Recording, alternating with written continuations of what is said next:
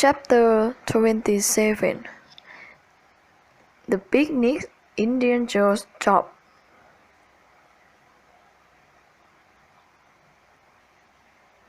The next morning Tom heard great news that Thatcher's family has returned. Both Indian Joe and the box of gold were not so important for a while. More good news made the day perfect. The following day Becky would have her picnics. Before 11 in the morning, the young people were at just Thatcher's house ready to start. Soon the happy group was walking towards the river. They were going to ride down the river on the old river boat. Sis did not go, he was sick. Mary stayed with him.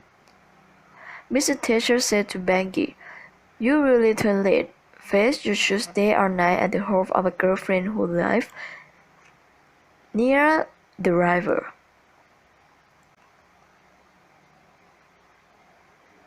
"I can stay with Susan Harper, mother."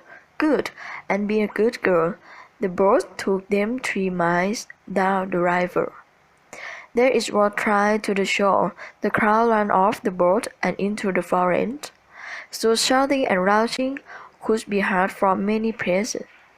After a while all were hot and ready to ride.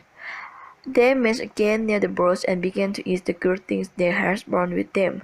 After eating, they rested in the shade of the big sticks.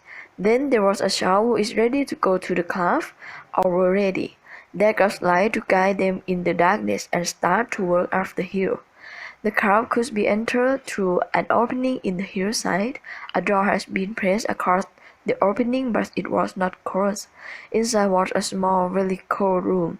The walls were rock, and always had water running down them. It was a strange pleasure to stand there in the darkness and look out at the green village shining in the sunlight.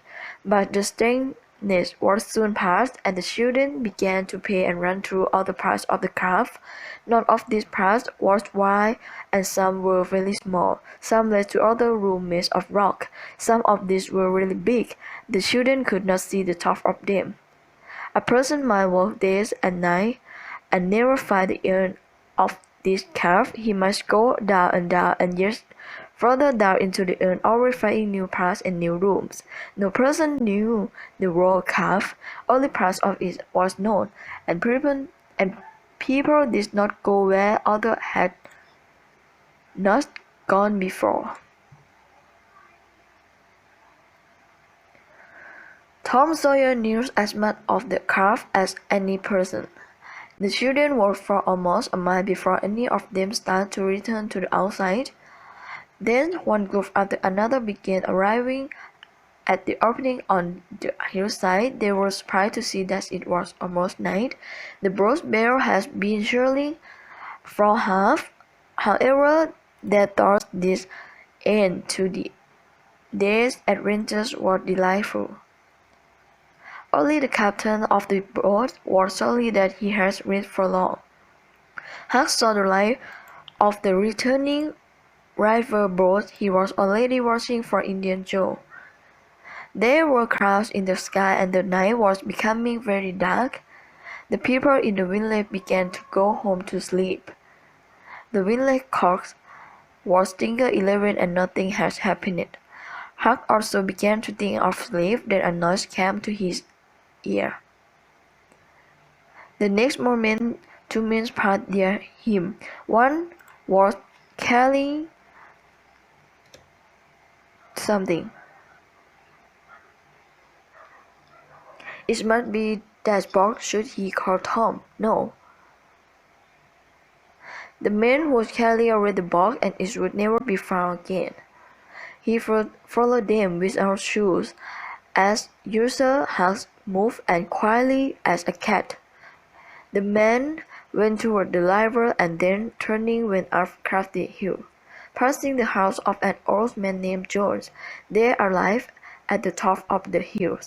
There among the trees they could not be seen. Huck stopped, listened, but heard no sound except his own heart. He knew that he was not far from the house of Mr. Douglas, an old lady who lived alone. Then, very near, he heard a voice. It was Indiana Jones. He said, "There are lights.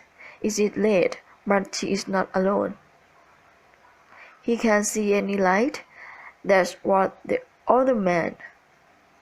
Huck's heart was cold. This was the job Indiana Jones had talked of. Mr. Douglas had often been kind to Huck. First, these men were planning to kill her. He wished that he dared to run to the house and tell her, but the men would catch him. "Look from here," said Indiana Jones. "Now do you see the lights?" "Yes." "Forget the job. Forget it. I have told you before. You can have her money. I do not want it." "But her husband put me in jail. Then he died." "I can't hurt him, but she is living yet." "You must not kill her." "I will not kill her." "But I am going to cut her face, and that hurts a woman more than killing." "You will help me or I will kill you, and if I must kill you, I will kill her too." "Then she can't tell who killed you. If we must do it, then do it now." "No, wait until the house is dark." Huck knew that now all would be quiet, and the quiet would be more fearful than the talk of killing. Very carefully he moved down the hill. When he dared, he began to run. He alighted at Mr. Jones' house and beat on the door. Mr. Jones and his two strong sons opened a window and looked out. "What is the noise? Who are you? What do you mean? Let me in quick." "Who are you?" "Huckleberry Finn. Quick, let me come in." "Huckleberry Finn, indeed. That's a name to make me open a door." "But let him come in, boys." "What does he want?" "Please never tell that I told you," were Huck's first words. "I will surely be killed, but Mr. Douglas has been a good friend to me. I want to tell you." "Speak," said the old man. "We will never tell, boys." 3 minutes later the old man and his son, carrying guns, were going up the hill. Huck went only part of the way. Then he stopped behind a large stone and listened. Suddenly he heard the guns and a cry. He wished for nothing more but ran down the hill as fast as his legs could carry him.